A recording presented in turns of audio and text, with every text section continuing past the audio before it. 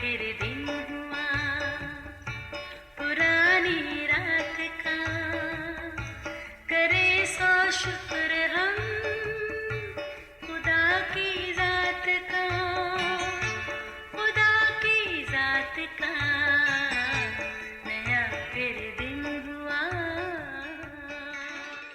आज की आयत नरम जवाब कहर को दूर कर देता है, पर करख्त बातें गज़ब अंगेज़ हैं।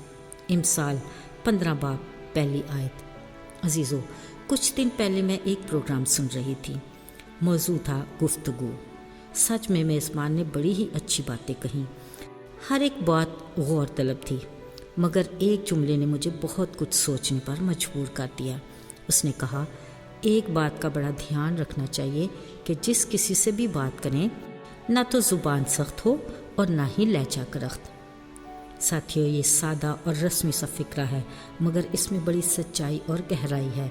बिलाशुबा ज़ुबान बसाते खुद लचकदार है, मगर इसकी नरमी और सख्ती का इन्हसार उन अल्फाज पर है जिनको हम ज़ुबान से अदा करते हैं। इस बारे में साहिब फ़हम भी बड़ी अच्छी सोच रखते हैं कि लंबा धागा और लंबी ज़ुबान दोनों ही उलझ जाते हैं, इसलिए धागे को लपेट कर और ज़ुबान को समेट कर रखने में ही बेहतरी है। इसलिए अल्फाज के चुनाव में एहतियात अच्छी बात है। लिहाजा पहले तोलें फिर बोलें।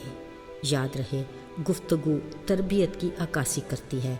बिलाशुबा इंसानी अज़ा में सबसे नरम हमारी ज़ुबान है। मज़े की बात यह है कि नरम ज़ुबान में गोया शरारत का एक आलम बसा हुआ है।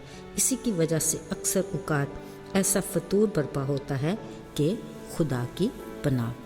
गोया आग की एक चिंगारी जिसकी लपेट में सारा जंगल आ जाता है। अक्सर औक़ात ज़ुबान की ज़रा सी बेएहतियाती अच्छे भले घर में फसाद जैसी ख़तरनाक कैफियत को जन्म देती है। गंदी महलों में इंतशार का बायस भी यही छोटा सा उज़्व ज़ुबान है। इसका किरदार एक फूटते चश्मे की तरह है, जिसको किसी भी तरह रोकना आसान नहीं। हैरत है ना, ये छोटा सा उज़्व कितने बड़े कमाल दिखाता है।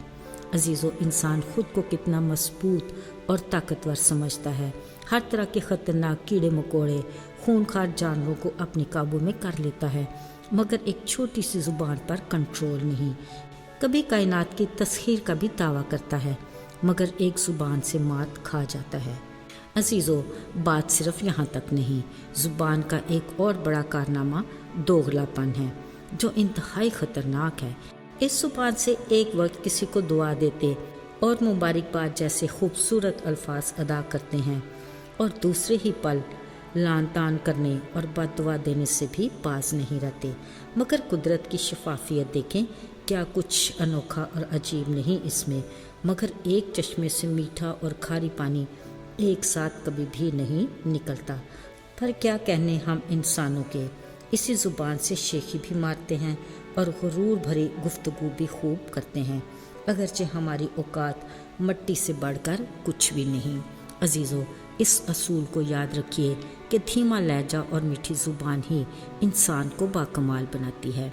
ठंडे दिमाग के लोग खूबसूरत सोच रखते हैं, फिर इसी लब्बो लहजा में बात भी करते हैं, जो उनकी शख्सियत को पुरकशिश बना देती है, जो बहुत सौ के लिए बाबरकत है। अहले दानिश कहते हैं, इखलाक गोया एक दुकान की मानद है और ज़ुबान एक ताला। जब ताला खुलता है तो पता तब चलता है कि इखलाक की दुकान कोयले की है या सोने की। इस बात में भी बड़ी सदाकत है कि दो मुंह वाला सांप ढस ले तो बचाव मुमकिन है, मगर दो शाखा ज़ुबान के ढसे से बच जाना मुश्किल है। इस बारे एहतियात ज़रूरी है।